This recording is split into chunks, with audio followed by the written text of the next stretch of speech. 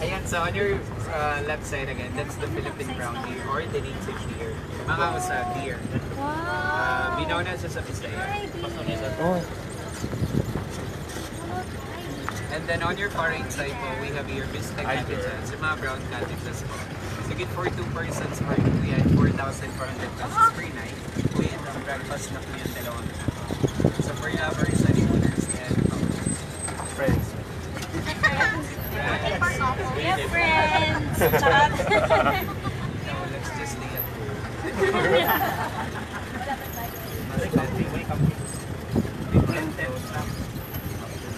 Oh, yung usa. Na first time to see live. Ayan, so Deer. left side.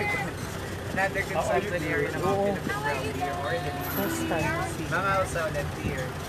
Yung mga deer po namin dito nagsimula yan sila sa isang parrot since 1996. And now we have more than 30 Philippine deer, about 30. So for now kasi consider na din yan sila na endangered species. That is why we're propagating them here. Saka pinapakain po namin sila ng leftover lerries or lettuce. So vegetarian sila dito.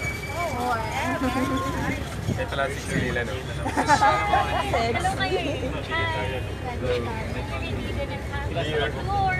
More than 30 na. Okay, mga pagkain. Mga birds!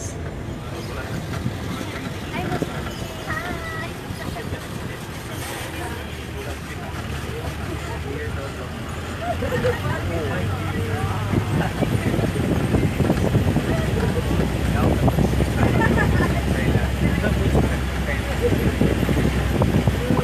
Yung mga may sungay malalaki mo lang kakain. So, Okay.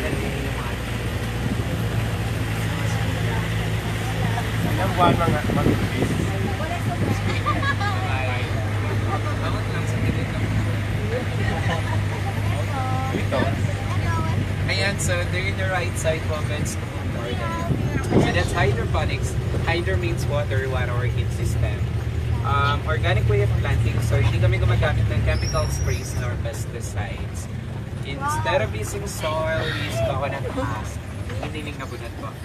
So we have your main type of lettuces, the leaf lettuce or lettuce, and then the red salad bowl lettuce. Do you sell lettuce here? Yes po, sa restaurant you can buy. Ayan mga ano na, ready for harvest. Dami. Okay, so we also have your salad tomatoes, kamatis, and so in harvest Mangosteen. after 77 days, Mangosteen. you can grow as big as an apple. Mangosteen. Mangosteen park.